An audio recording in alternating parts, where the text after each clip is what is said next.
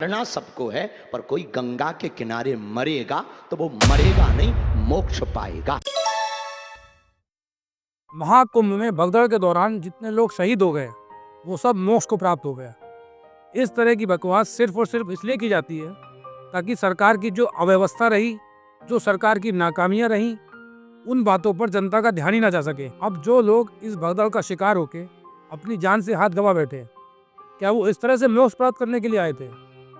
वो तो बस इसलिए प्रयागराज आए थे कि गंगा में स्नान करेंगे और चले जाएंगे। और सरकार द्वारा इसी तरह का प्रचार प्रसार किया गया था कि इस बार कुंभ में बहुत बढ़िया व्यवस्था है, वर्ल्ड क्लास सुविधाएं मिलेंगी।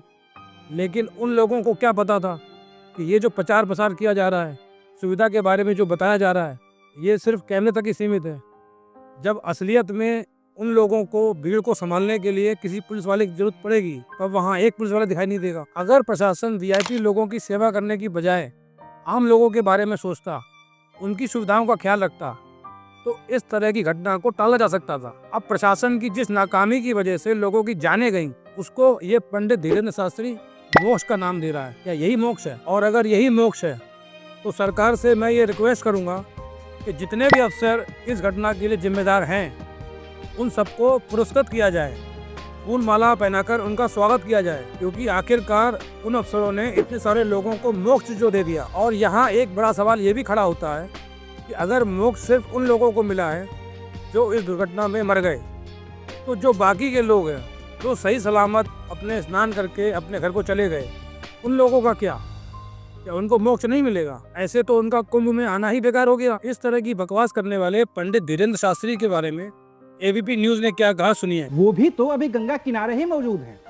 फिर वो और उनके लोग ऐसे मोक्ष पाने के लिए प्रयास क्यों नहीं करते? धर्म के प्रति सबकी अपनी अपनी आस्था है, सबकी अपनी अपनी श्रद्धा है। इसका ये कतई मतलब नहीं है कि जो व्यक्ति कुंभ स्नान करने के लिए वहां नहीं पहुंचा, उसके अंदर भक्ति भाव नहीं है या उसकी श्रद्धा कहीं से कमजोर है। और कई लोग तो ऐसे भी होते हैं जिनकी महाकुंभ में जाने की बहुत इच्छा होती है, लेकिन फाइनेंशियल प्रॉब्लम के चलते वो वहां नहीं पहुंच पाते हैं। तो क्या ऐसे सब लोग देशद्रोही हैं? लेकिन धीरेन्द्र शास्त्री जैसे लोग जनता को भड़काते हैं, उकसाते हैं कि जो कुंभ स्नान करने के लिए नहीं आएगा वो देशद्रोही कहलाएगा। हर व्यक्ति को आना चाहिए, जो नहीं आएगा वो पछताएगा, वो देशद्रोही कहलाएगा। अब इस जैसे पाखंडी को जो भी अपना गुरु मानता होगा वो इसकी बात सुनेगा और दौड़ा चला आएगा। वहाँ व्यवस्था कितनी बिगड़ी हुई है, इससे किसी को कोई मतलब नहीं है। लोग जाम में फंसे हुए हैं, प्रशासन लोगों को रास्ते में रोक रहा है। वापस निकलिए अपना लखनऊ की ओर, जहाँ भी वहाँ से अपने घरों को जाइए। लेकिन ये पाखंडी जनता को भड़काने में लगा हुआ। अब इस पाखंडी से मेरा एक सवाल है, जो लाखों जवान सेना में भर्ती हैं, क्या वो सब गंगा स्नान करने के लिए आ जाएंगे? नहीं आएंगे। वो अपनी ड्यूटी कर रहे हैं, देश की रक्षा कर रहे हैं। तो इसके हिसाब से वो सारे सेना के जो जवान हैं, क्या वो सब देशद्रोही हो गए? कुंभ में जो स्नान करने ना आ सका वो देशद्रोही, और जो भगदड़ में मर गए उनको मोक्ष मिल गया। ऐसा कहने वाले धीरेन्द्र शास्त्री को एबीपी न्यूज की ये सलाह जरूर माननी चाहिए। धीरेन्द्र कृष्ण शास्त्री के साथ साथ जिसे भी ये लगता है कि इस तरह भगदड़ में गंगा किनारे मरने से मोक्ष की प्राप्ति होती है, वो खुद के भी मोक्ष की कोशिश करें, बाकी प्रशासन तो मदद कर ही देगा। 5-5 बॉडीगार्ड के साथ वीआईपी घाट पर घूमती हुई ये मैडम, जो कि एक सोशल मीडिया इन्फ्लुएंसर हैं, सरकार के इंतजाम की तारीफ कर रही हैं कि बहुत बढ़िया इंतजाम है, बहुत शांति है यहाँ पर। वीआईपी घाट है, यहाँ पे दूर दूर तक मुझे तो कोई भीड़ नहीं दिख रही। बहुत खूबसूरत अरेंजमेंट है प्रशासन का यहाँ पे। हमारे धर्म के अनुसार वीआईपी घाट नहीं हो सकता है। यहाँ कौन वीआईपी है? माँ की गोद में कोई वीआईपी होता है? अब वीवीआईपी घाट पर तो इस तरह की सुविधा मिलेगी ही, लेकिन क्या ये सुविधा आम जनता के लिए है? बिल्कुल नहीं। आम जनता की स्थिति तो ये है, आम जनता तो सड़कों पे धक्का खा रही है। वैसे ये वीडियो इन मैडम ने भगदड़ वाली रात से एक रात पहले बनाया था और अगली रात भगदड़ मच गई, जिसके कारण कई लोगों की जानें चली गई। उसके बाद इन मैडम का दूसरा वीडियो आया। इस वीडियो में मैडम के उस दावे की जो उन्होंने अपने पिछले वीडियो में किया था सरकार की व्यवस्थाओं को लेकर के, कि सरकार की व्यवस्था बहुत अच्छी है, उस दावे की पूरी पोल खुल गई। मेरे बच्चे नहीं होते आज तो मैं नहीं बचती अपना, I would have been dead। सुबह 5 बजे पहुंची थी, शाम को 4 बजे तक एक एक बच्चा उसकी मम्मी को लौटा के आई हूँ। तब तक कोई मीडिया नहीं आया, 10 घंटे कोई नहीं आया। हल्दीराम के स्टोर के अंदर लाशें हैं। दर्द का एहसास तभी होता है जब वो खुद को महसूस करना पड़े, वरना तो पता ही नहीं चलता है। ऐसा ही एक वीडियो हेमा मालिनी जी का आया, जो कि एक सांसद हैं, वो भी अपना आनंद व्यक्त कर रही हैं। बहुत ही एक आनंद का फीलिंग हो रहा है। अब जहां 7 पुलिस वाले एक सांसद को घेरा बनाकर सुरक्षा दे रहे हों, वहां उस सांसद को स्नान करने में आनंद नहीं आएगा तो किसको आएगा? एक सांसद की देखभाल करने के लिए 7 पुलिस वाले, वहीं हजारों लाखों की भगदड़ को संभालने के लिए एक पुलिस वाला मौजूद नहीं। क्या इसी को व्यवस्था कहा जाता है? क्या यही है आपकी वर्ल्ड क्लास व्यवस्था? किधर से जाना है, किधर से आना है, इसका हमारा प्रशासनिक कोई रोकथाम नहीं था, इसलिए लोग टोकते रहे। इतने डर गए थे कि हम लोग को सो ताकतवर थे, जो छोटे छोटे बच्चे थे, अब महिलाएं थी, बुजुर्ग थे, वैसे दबे। जितने लोगों के लिए भोजन अपने घर में हो, जितने लोगों के लिए बैठने की जगह हो, उतने ही लोगों को तो बुलाया जाता है। आप 40 करोड़ की व्यवस्था की है, वो 40 करोड़ लोगों के आने की व्यवस्था है, ऐसा ढोल सरकार पीटती रही। लेकिन जो वीवीआईपी घाट सरकार ने बनवाए हैं, क्या वो उन 40 करोड़ लोगों के लिए बनवाए हैं? बिल्कुल नहीं। वो तो आपने बनवाए हैं वीआईपी लोगों के लिए, जो बड़े बड़े नेता हैं, बॉलीवुड वाले हैं, उन लोगों के लिए बनवाए हैं। तो वो 40 करोड़ लोग कहाँ जाएंगे? उनके लिए तो जो नॉर्मल सड़क है वही है, जो नॉर्मल घाट है वही है। तो वो सरकार से क्या अपेक्षा रखते हैं? वो तो इतनी ही अपेक्षा रखते हैं कि उनके जान माल की हिफाजत रहे, पुलिस प्रशासन मौजूद रहे, कहीं कोई दिक्कत ना हो, आने जाने में कोई बाधा ना हो, खाने पीने में कोई दिक्कत ना हो। बस इतनी ही तो उम्मीद रखते हैं वो लोग।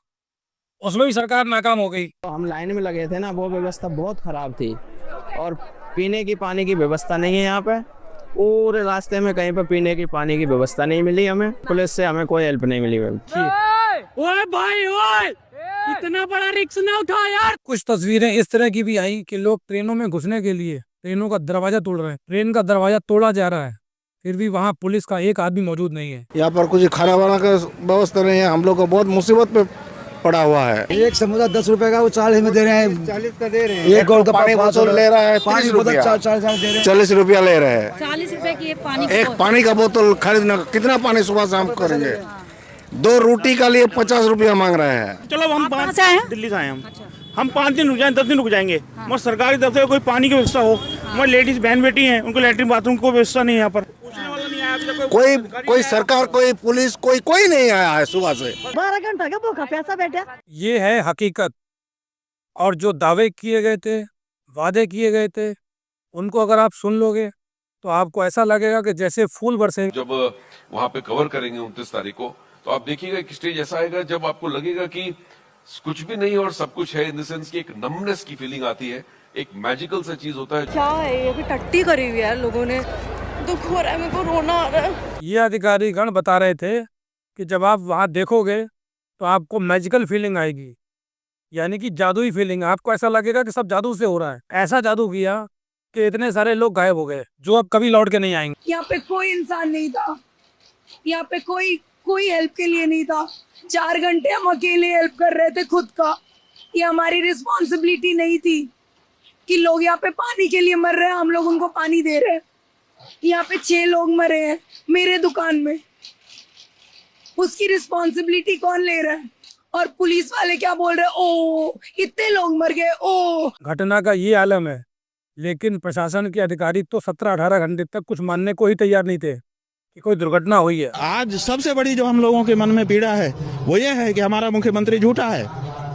वो इस बात की पीड़ा है कि वो हमारे साथ घटना घटती है, हम ही से छिपा लेता है। हम तो कहते हैं कि ऐसे मुख्यमंत्री को कोई पर्व रहते रहते इस्तीफा दे देना चाहिए, ये नहीं है पद के काबिल। इस भगदड़ में जिन लोगों ने भी अपने रिश्तेदारों को खोया या उनके रिश्तेदार लापता हो गए, ऐसे लोगों को प्रशासन के द्वारा साफ मना किया गया कि वो मीडिया से किसी प्रकार की कोई बात नहीं करेंगे। प्रशासन ने मेडिकल में आके बोला किसी को कुछ, प्रेस वाला को कुछ नहीं बताना है यहाँ पर, बताएं भी नहीं।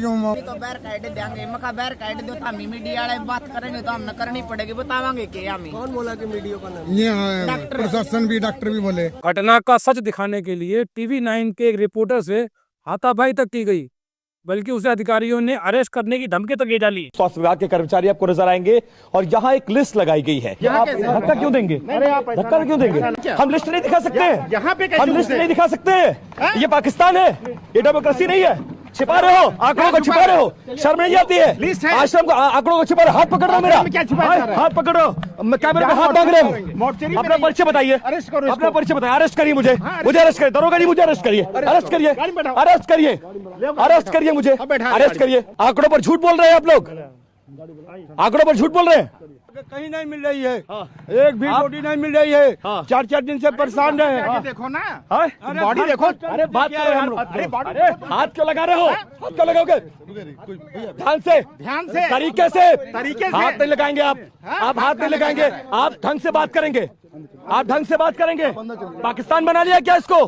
प्रयागराज में नहीं आता Motilal Nehru medical college, postmortem house. हाथ लगाओगे, अपना परिचय बताइए आप, अपना परिचय बताइए, कौन है आप, किस अधिकार से आप हाथ लगा रहे हैं, किस अधिकार से बाहर कर रहे हैं आप? परिचय बताइए, परिचय बताइए अपना। अरेस्ट करवा रहे थे, आओ अरेस्ट करवाओ, यही खड़ा हूँ, आइए आइए अरेस्ट करवाइए। अब जरा उन लोगों के दर्द को समझने की कोशिश कीजिए जिन्होंने कुंभ के अंदर मची भगदड़ में अपने रिश्तेदारों को या तो खोया है या उनके रिश्तेदार लापता हैं। क्या करेंगे, जाके देखिए हमारी पत्नी और हमारी बहन मरी हुई है। कौन हो गया है आपके परिवार में, बताएं? मेरे बीबी और मेरा बहू और एक तो मेरा भाई का औरत और 2 बच्चे। मेरी मम्मी का नाम है गीता गुप्ता, उनकी उम्र है 42 साल।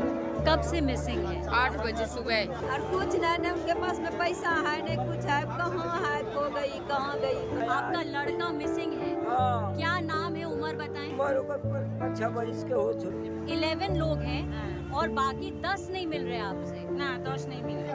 मेरा एक दूसरे से हाथ छूट गया, हाथ छूटने के बाद गायब हो गई, पता ही नहीं चला कहाँ चली गई। परिवार खो गए हैं, आदमी खत्म हो गया, पैसा भी मारा जा रहा है। जैसे को एम्बुलेंस करो तब लेकर जाओ। डिस्चार्ज आप लोग अपना समझे तो अपना कैसे समझे? वो बोलते हैं डॉक्टर कि बाहर पुलिस वालों से कहो, पुलिस वाले बोल देते हैं जाओ आप डॉक्टर से कहो। इलाज हो गया आपका? हाँ इलाज हुआ। अब यहाँ से कहाँ जाना है? स्टेशन जाना है। फिर क्या अभी एम्बुलेंस वाले क्या कह रहे हैं, छोड़ा नहीं किसी ने? एम्बुलेंस वाला बोल रहा है 1200 रुपया लेंगे या छोड़ देंगे। इन लोगों के दर्द को देखकर सरकार को यह समझना चाहिए कि जो हो गया सो हो गया, उसको बदला नहीं जा सकता। लेकिन इन लोगों को आगे और तकलीफ ना हो, उसके लिए जितने अच्छे से अच्छे काम किए जाएं उतना बेहतर है। इस वीडियो में इतना ही। नमस्कार।